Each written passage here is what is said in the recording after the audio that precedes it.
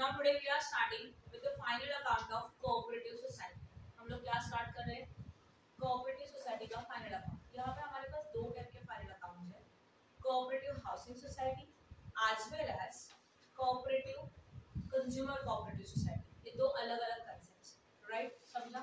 ठीक है, अभी हम लोग फाइनल अकाउंट का फॉर्मेट देखेंगे। देखो ये चैप्टर ना बहुत इजी है। एक बार आपको अगर फॉर्मेट क्लियर हुआ ना तो ये समझ में बस एक्सप्लेन करती जाऊंगी दो दो रोज और आपको इसको कंप्लीट करना है और साइड बाय कुछ ना कुछ साइड बाय साइड अलग करते रहना है। समझ में आ रहा है? चलो निकालो, फॉर्मेट ओपन करो please. Balance sheet format.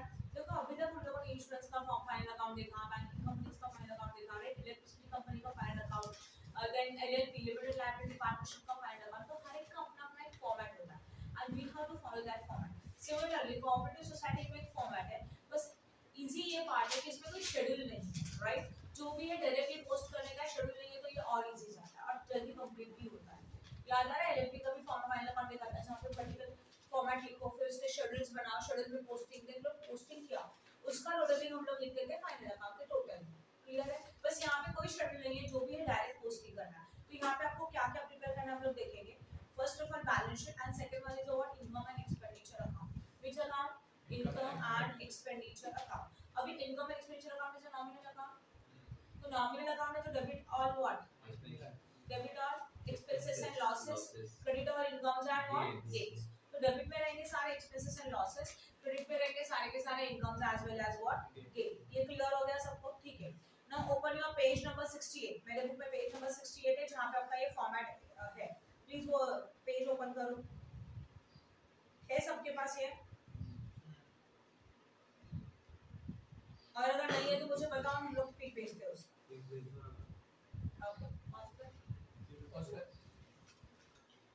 Okay, okay, now we are starting with the format of income and expenditure account. Income and expenditure account is a nominal account. So debit on expenses and losses, credit on incomes and gains, right? According to this format, observe करो, this is a housing society format. Housing society का मतलब समझते हो? हमारे जो cooperative housing societies है ना, जहाँ पे आप रहते हो, आपने देखा होगा उस बिल्डिंग का रहता है, बिल्डिंग का एक पर्टिकुलर नाम एंड देन हाउसिंग सोसाइटी। तो इसका ये फॉर्मेट है। उसके फाइनल अकाउंट वो लोग कैसे मेंटेन करते हैं। Now come to the debit side. See, actuals में क्या होता है ना, हाउसिंग सोसाइटी में सब एक्सपेंसेस होते हैं, जैसे कि प्रॉपर्टी का बिल पे करो, वाटर बिल है, इलेक्ट्रिसिटी बिल है कॉमन एरिया का, या तो पूरे बिल्डिंग को क्लीनिंग करने के लिए जो स्वीपर्स रखे हैं उनका सैलरी देना होगा, etcetera. These are the expenses. और ये एक्सपेंसेस कहाँ से पेड किया जाता है? हम लोग हमारे सोसाइटी मेंबर से कुछ कलेक्शन करते हैं because of different different reasons, उसको बोलते हैं मेंटेनेंस, और इसी मेंटेनेंस में से हम लोग एक्सपेंसेस पे करते हैं, राइट है ना? तो यही हम लोग देखेंगे कि उसको किस तरह से रिकॉर्ड किया जाएगा। What is the accounting procedure of the final account of cooperative housing societies. Okay, तो देखो डेबिट साइड में प्रॉपर्टी एक्सपेंसेस। प्रॉपर्टी एक्सपेंसेस मतलब देखो हमने इसका दो टाइप्स बना दिए एक्सपेंसेस के। एक the expenses which is related to the property and the second one is what the expenses related to the other than property. खर्चा है बट प्रॉपर्टी का नहीं है डायरेक्टली, एस्टैब्लिशमेंट एक्सेस है, मेंटेनेंस एक्सपेंसेस है, ये उसमें हो सकता है। Now point number 1, property expenses. Property expenses है आउट ऑफ सोसाइटी चार्जेस।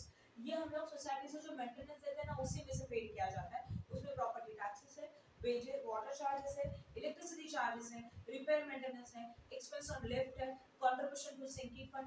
इसका मीनिंग मुझे समझाने का जरूरत है क्या? प्रॉपर्टी टैक्स का मीनिंग सबको क्लियर है? क्लियर है ना? देन वाटर चार्जेस, वाटर का bill, electricity charges, common area का electricity charges, repair and maintenance fund, obviously building का कुछ रिपेयरिंग एंड खर्चा, एक्सपेंस ऑफ लिफ्ट, लिफ्ट को मेंटेन किया जाता है ना ऑलवेज, मेंटेनेंस का expenses, contribution to sinking fund. Sinking fund मतलब क्या होता है? देखो एक बात मुझे बताओ, समझो हमारा बिल्डिंग नया कंस्ट्रक्शन है, ठीक है, नो प्रॉब्लम, बट सोसाइटी को रेगुलर बेसिस पे ऊपर एक फंड सेव करना पड़ेगा for the future repair of the building. Building का इन फ्यूचर जो काम आएगा, रिपेयरिंग आएगा, कलरिंग आएगा, कुछ मेंटेनेंस आएगा, इसके लिए फंड एक साथ इतना ज्यादा जनरेट नहीं हो सकता। तो for that purpose they are preparing a sinking fund. वो लोग एक सिंकिंग फंड मेंटेन कर रहे हैं कि हर साल जितना मेंटेनेंस हुआ उसमें पैसा डालते जाएंगे। Building repairing sinking fund, because of any reasons. Clear हो रहा है? डेवलपमेंट का सिंकिंग फंड, तो उसके लिए भी पैसे जा रहे हैं ना, तो ये भी तो प्रॉपर्टी के लिए हो गए। तो जो कंट्रीब्यूशन कर रहे हैं हम लोग सिंकिंग फंड में, अभी के लिए वो सेविंग्स है, बट इन फ्यूचर जाके बिल्डिंग का बड़ा खर्चा आएगा, रिपेयरिंग का, कलरिंग का, राइट? ऋषि अपना म्यूट कर दो प्लीज। तो ऐसे सिचुएशन में ना हम लोगों को ये फंड्स काम आएगा। तो फिलहाल के लिए एक्सपेंसेस है, इसके लिए कहाँ पे जाएगा? प्रॉपर्टी एक्सपेंसेस में जाएगा, डेबिट में। Then parking charges. Parking charges का मतलब क्या होता है पता है तुम लोगों को? पार्किंग के एक्सपेंसेस, यस। देन उसके बाद we can say that interest interest on default charges मतलब कुछ हम लोगों ने पेमेंट्स टाइम पे नहीं किए, गवर्नमेंट के ड्यूज थे, गवर्नमेंट के टैक्सेस थे, तो we have to pay the interest, penalty pay करना होगा, तो that is expenses. Payment of the loan installment, अगर हम लोगों ने हमारी बिल्डिंग के पर्पस के लिए लोन लिया था, उसके ऊपर का इंटरेस्ट पे कर रहे हो तो आएगा। नॉन ऑक्यूपेंसी चार्जेस, पता है कि ये नॉन ऑक्यूपेंसी चार्जेस क्या होता है? नॉन ऑक्यूपेंसी चार्जेस का मतलब होता है, आपने देखा होगा कि बिल्डिंग की सोसाइटी है, उसमें समझो वो ओनर खुद नहीं रहता, some time it is given on the rental basis, तो ऐसे ऑक्यूपेंसी मतलब ओनर उस प्रॉपर्टी में खुद ही रह रहा है, तो that is occupancy. Non occupancy मतलब ओनर नहीं रह रहा है, ओनर के बदले में उसने किसी टेनेंट को रखा है, ऐसे मेंबर्स को सोसाइटी को एक्स्ट्रा अमाउंट पेड करना पड़ता है, राइट? तो ये हो गया कनेक्शन हो गया, मतलब डिस्प्यूट हो गया, and sometime non occupancy charges paid भी करने पड़ेंगे, तो ये होगा हमारा नॉन ऑक्यूपेंसी चार्जेस। क्लियर हो गया?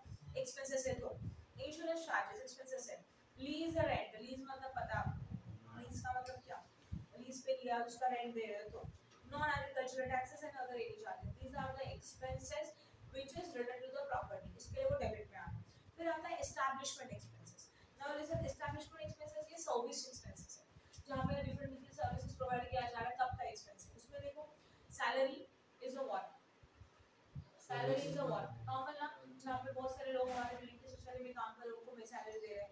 Then office expense, office taxes and expenses है, प्रिंटिंग स्टेशनरी पोस्टेज है, कन्वेंस है, सबका मीनिंग पता है। देन सिटिंग फीस है, मीटिंग्स में सिटिंग फीस भी लेते हैं, मैं डायरेक्टर वगैरह रहेगा तो। Subscription to the education fund, education fund के लिए हम लोग पैसा साइड में निकाल के रखते हैं, that is the subscription. The subscription to the what, housing fund and cooperative investments हो सकते हैं, तो उसके लिए हम लोगों ने सब्सक्रिप्शन किया। एंट्रेंस फीस है अगेन हाउसिंग फंड के लिए, ऑडिट फीस है, ये वर्डिंग डायरेक्टली रहेगी, बस आपको याद रखना है, these are the establishment expenses, उसको लिख देगा डेबिट में। देन हां बोलो, मतलब ये प्रॉपर्टी रिलेटेड फाइनल अकाउंट है, सोसाइटीज, अभी मैं जहाँ पे रह रही हूँ एक सोसाइटी है, तो ये जो सोसाइटी है वो लोग हमारे से मेंटेनेंस लेते हैं, तो उसको कैसे वो लोग at the end they have to also show the final account ना, कि कितना मेंबर से पैसा आया, कितना खर्चा किया, बचा कितना, प्रॉफिट कितना हुआ, वो अगले इसमें जाके ऐड हो जाएगा, ये सब होता है, that is known as establishment expense. समझा कि नहीं समझा? देन कॉमन इलेक्ट्रिसिटी चार्जेस है, अदर कॉमन चार्जेस है, हाउसकीपिंग है, सिक्योरिटीज है and accounting charges, these are the establishment expenses. ये सारे कौन से एक्सपेंसेस है? एस्टैब्लिशमेंट एक्सपेंसेस है। देन क्लियर हो गया? After that other expenses, other expenses में क्या क्या जाएगा? राइट, डेप्रिसिएशन, उसके बाद और provision for tax and etcetera, बस सबका टोटल एक्सपेंस हो जाएगा। अभी क्रेडिट साइड में ना वही इनकम जाता है, सी सोसाइटी चार्जेस मतलब कलेक्शन फ्रॉम मेंबर, ये इंपॉर्टेंट है, मेंबर से कलेक्ट किया सोसाइटी के लिए, प्रॉपर्टी टैक्सेस है, वाटर चार्जेस, ऑब्वियसली सोसाइटी जब पे करेगी मेंबर से कलेक्ट करके तो पे करेगी, तो जो एक्सपेंसेस में था वो इनकम में भी रहेगा, राइट? अब क्वेश्चन में कैसे आइडेंटिफाई करेंगे? जो अमाउंट डेबिट में है वो एक्सपेंसेस, और जो अमाउंट क्रेडिट में है वो कलेक्शंस है, वो इनकम्स है, राइट? देन देखो ना, वाटर चार्जेस, इलेक्ट्रिसिटी, रिपेयर, मैं रीड कर रही हूँ, अगर किसी अमाउंट का किसी हेडिंग का मीनिंग पता नहीं तो आप मुझे बताओ। Then contribution to city fund, packing charges, interest on default charges, repayment of the loan है, नॉन ऑक्यूपेंसी चार्जेस है, interest, lease rent, non agricultural, education and training fund and election fund, any other charges, किसी भी purpose की वजह से अगर society member से पैसे लिए तो वो जाता है कलेक्शन फ्रॉम मेंबर्स, राइट है? After that collection from members में देखो सर्विस चार्जेस के लिए, मतलब सैलरी के लिए कलेक्शन किया, ऑफिस टैक्सेस एक्सपेंसेस है, प्रिंटिंग स्टेशनरी के लिए कलेक्शन किया, then as well as conveyance, sitting fees, subscription to the education fund, subscription to housing fund, entrance fees है, ऑडिट फीस है, meeting expenses, other fees as well as common electricity charges and any other charges. So these are the collection from member for the service. Then interest, sinking fund में पैसे invest किए होते हैं ना, उसके ऊपर interest मिलेगा, एफडी में पैसे इन्वेस्ट किए उसके ऊपर इंटरेस्ट मिलेगा, तो ये भी मेरे इनकम्स है। डिविडेंड मिल रहा है किसी शेयर्स के ऊपर इनकम है, एंड अदर इनकम में जाएगा transfer fees, tower rent, sale of scrap. Transfer fees पता होगा आप लोगों को, अगर सोसाइटी का एक हाउस किसी एक मेंबर से दूसरे मेंबर में ट्रांसफर हो रहा है, उस टाइम पे हम लोगों को सोसाइटी को पैसे देने पड़ते हैं, that is known as a transfer fees, right? Then उसके साथ क्या हो सकता है, और क्या हेडिंग था वहां पे? टावर रेंट, टावर रेंट मतलब बड़े बड़े जो बिल्डिंग्स है उनमें टावर करते, मोबाइल का रेंज के टावर वगैरह बनाए जाते हैं, तो जिन्होंने ये टावर सेट किया उस कंपनी से हम लोगों को रेंट मिलता है अच्छा खासा, that is known as a tower. And last one is a what? Building में बहुत सारा मटेरियल निकल सकता है, स्क्रैप के लिए रेजिंग, उसको सेल किया, स्क्रैप में पैसा मिलेगा, that is sale of scrap. I hope no doubt in this, बताओ मुझे। सिमिलर है, बस डेबिट रेट में अमाउंट रहेगा। राइट, डेबिट रेट में अमाउंट रहेगा। राइट है, आगे जाए। Now this is a balance sheet. Now again balance sheet का फॉर्मेट है, हम लोगों को ये फॉर्मेट फॉलो करना ही होगा, विदाउट फॉर्मेट हमको सॉल्व नहीं कर सकते। क्या क्या फॉर्मेट है देखो, लायबिलिटी में पहला वाला है शेयर कैपिटल, हो गया। फॉर्मेट ऑफ बैलेंस शीट में फर्स्ट वन है शेयर कैपिटल। शेयर कैपिटल में क्या क्या आएगा देखो, शेयर कैपिटल में आता है पहला वाला point share capital authorised issue, उसमें से कॉल्ड एरियर्स को हम लोग माइनस करते हैं एंड कॉल्ड एडवांसेस को भी माइनस करते हैं, राइट, सॉरी ऐड करते हैं। Called arrears minus called advances what add, advance में मिला मतलब पहले मिल चुका है तो ऐड करो, एरियर्स है तो माइनस करो। सब्सक्रिप्शन टुवर्ड्स द शेयर्स, ये डायरेक्टली दिया रहेगा तो आएगा, अदरवाइज नहीं, नॉर्मली ये नहीं आता पॉइंट, ठीक है। सेकंड नंबर आता है रिजर्व्स एंड सरप्लस। अभी रिजर्व एंड सरप्लस में देखो पहले लिखा है स्टैट्यूटरी रिजर्व फंड, इसमें ओपनिंग बोला है। ओपनिंग मतलब जो फंड्स हमारे पास पहले से है उसको क्या बोला जाता है, ओपनिंग बोला जाता है।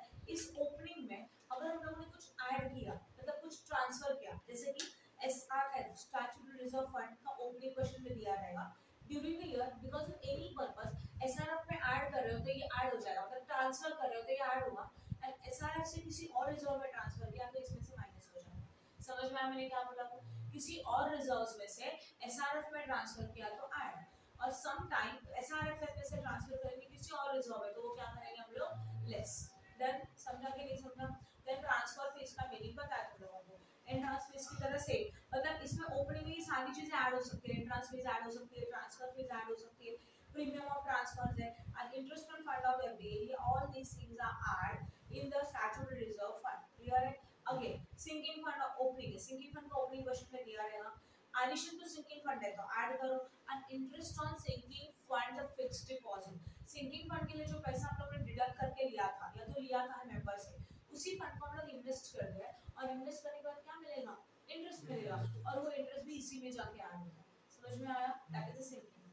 सेम होगा repairing fund, same repairing fund का ओपनिंग क्वेश्चन में दिया रहेगा, ड्यूरिंग द रिपेयरिंग फंड में कुछ एडिशंस करते हो तो ऐड, और उसी के साथ रिपेयरिंग फंड के लिए जो पैसा पब्लिक से कलेक्ट किया, सोसाइटी के मेंबर से कलेक्ट किया, उसको आइडियल नहीं रखा जाता, उसको इन्वेस्ट किया जाता है, इन्वेस्ट करने के ऊपर जो इंटरेस्ट मिलेगा ना वो यहाँ पे ऐड हो जाएगा, that is interest on repair of the repair fund of FD. Clear है?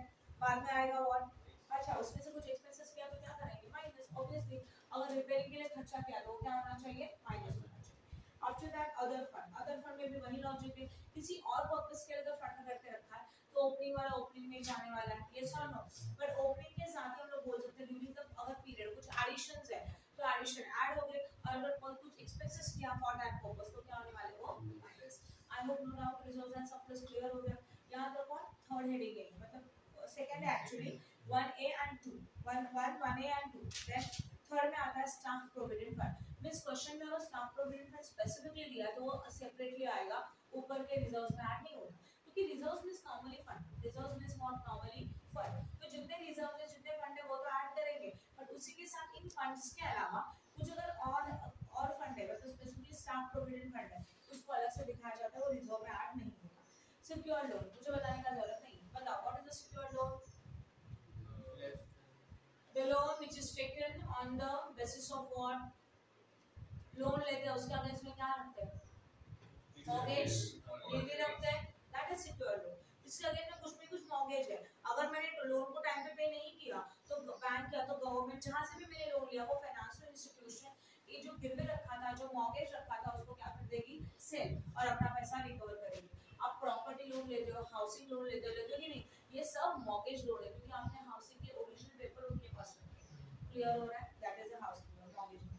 नाउ सिक्योर लोन है, सिक्योर लोन में डिबेंचर्स हो सकता है, loan overdraft, cash from bank, loan from government, other secure loan, ये सारे सिक्योर लोन में आएंगे। अनसिक्योर में अगेन सेम, जिसके अगेंस्ट में कोई भी सिक्योरिटी नहीं है उसमें ओवरड्राफ्ट आएगा, then cash and credit and overdraft facilities है, गवर्नमेंट से अनसिक्योर लोन लिया, अदर से लिया, बिल पे करा है, समझा? आगे देखते हैं डिपॉजिट। डिपॉजिट मतलब फॉर डिफरेंट पर्पस हम लोगों ने डिपॉजिट लिया पब्लिक से, जैसे कि फिक्स डिपॉजिट है, रिकरिंग डिपॉजिट है, ओके, देन सेविंग डिपॉजिट है, करंट डिपॉजिट है, डिपॉजिट ऑन कॉल है, अदर डिपॉजिट, जितने भी डिपॉजिट्स वर्डिंग आएंगे ना उस लायबिलिटी वाले सारे डिपॉजिट्स में आएंगे।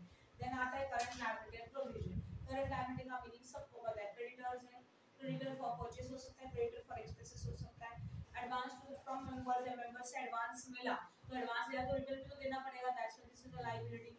इनकम रिसीव्ड एडवांस, इनकम मिला एडवांस में तो भी अपने लिए क्या है, liquidity. as well as property tax refund analysis to the members, okay, property tax का रिफंड करने का है, जो पेमेंट जो प्रॉपर्टी टैक्स था तो वो देखो होता क्या है ना, प्रॉपर्टी टैक्सेस अगर एक्स्ट्रा है तो हम लोगों को रिटर्न करने पड़ते हैं हमारे मेंबर्स को, तो वो सब यहाँ पे आएगा। This is our current liability. Unpaid dividend interest accrued due but not paid, मतलब ऐसा इंटरेस्ट जो जनरेट तो हो चुका है बट अभी तक पेड नहीं किया, वो वाला इंटरेस्ट यहाँ पे आएगा। And then last one is our other liability. That समझा कि नहीं समझा? अभी देखो ये लास्ट में लिखा है ना इनकम एंड एक्सपेंडिचर अकाउंट, इसमें क्या है ना सरप्लस ऑफ लास्ट ईयर है। सरप्लस ऑफ लास्ट ईयर का मीनिंग आपको पता है? Surplus means what? Benefit of which year? Last year. तो this is a last years का बैलेंसिंग फिगर, राइट ना, पीएनएल का एक्सपेंडिचर एंड एक्सपेंडिचर का। अगर ड्यूरिंग द ईयर कुछ एप्रोप्रिएशंस है दिया रहेगा तो उनको माइनस करेंगे, बट करंट ईयर का प्रॉफिट रहेगा तो क्या किया जाएगा? ऐड।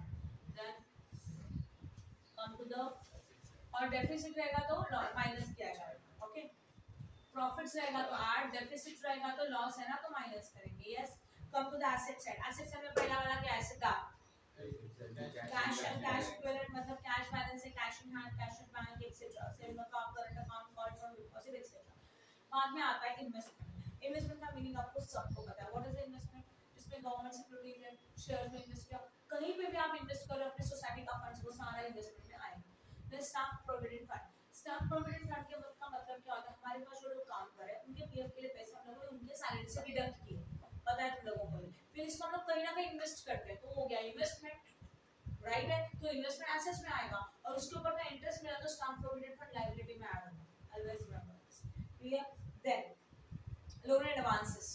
लोन हम लोग दे रहे हैं, एडवांसेस हम लोग दे रहे हैं, तो वो सब कुछ कहां पे जाएगा? लोन एंड एडवांसेस में। Sundry debtor, that is a sale credit sales है, एडवांस फ्रॉम स्टाफ है, रिसीवेबल फ्रॉम डेटर्स है, मतलब वेंडर से मिलने का बाकी है, ड्यू फ्रॉम मेंबर्स है, मेंबर से मिलना बाकी है, तो ये सारी चीजें हमारे लिए डेटर्स है। यस और बाद में आता है करंट एसेट्स। करंट एसेट्स का मीनिंग क्या? नॉर्मल करंट एसेट्स है, store, spare part etcetera etcetera. After that fixed deposit. Fixed assets, fixed assets का मीनिंग पता है आप लोगों को, अच्छी तरह से पता है, नहीं पता? नेक्स्ट वन, अगर एसेट्स में डेप्रिसिएशन रहेगा तो वो लोग हम माइनस करेंगे। And miscellaneous expenses and losses, इसमें क्या क्या आएगा? देखो, goodwill, printing expenses, discount on issue of share, ये सब नो जो लॉसेस एंड क्रिटिकल एसेट्स है वो सारे यहाँ पे आएंगे। अदर इनकम में आएगा आउटस्टैंडिंग इंटरेस्ट रिकवरेबल, रिसीवेबल, जो इंटरेस्ट मिलना बाकी है वो आएगा। देखो, इलेक्ट्रिक डिपॉजिट, अदर डिपॉजिट, तो डिपॉजिट एसेट्स में भी है, लायबिलिटी में भी है ना?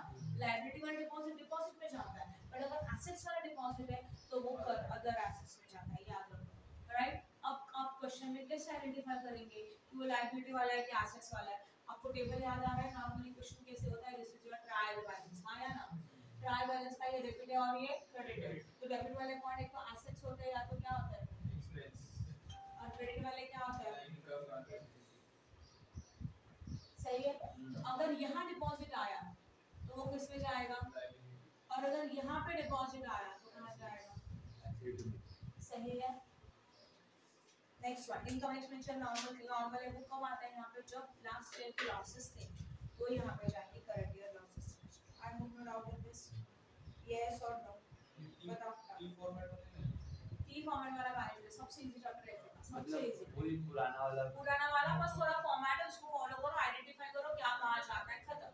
एडजस्टमेंट्स थोड़े अलग है, उनके इफेक्ट्स डबल इफेक्ट, जैसे क्लोजिंग स्टॉक आपने याद किया था 11th में, कहाँ इफेक्ट जाता है, उस तरह से आपको इसके इफेक्ट्स याद करने पड़ेंगे। क्लियर हो रहा है? हाँ, अलग अलग है किसमें के इफेक्ट्स रहेंगे, उसके अकॉर्डिंग वो याद कर सकते। समझा? बेसिक है, ज़्यादा टफ नहीं है। पॉज करो। Question number 1. Question number 1 from the Manan Boka, page number 71. From the following trial balance as on 31st March 2015, prepare a final account in the prescribed format as per the applicable legal provision. जितने भी legal provision है उसको apply करने के बाद हम लोगों को final account prepare करना है cooperative societies का. Now, पढ़ने के बाद